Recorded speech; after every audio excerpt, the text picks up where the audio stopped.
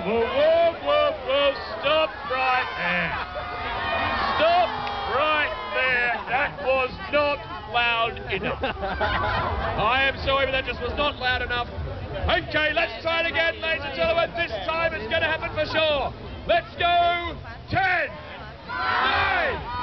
8, 7, 6, 5,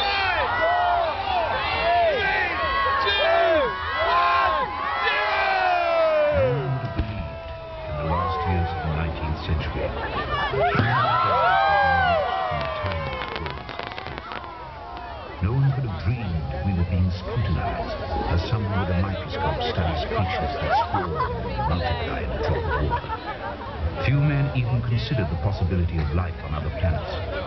And yet, across the gulf of space, minds immeasurably superior to ours regarded this Earth with envious eyes.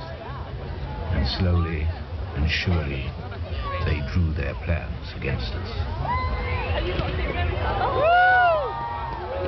No, I sounded like a girl.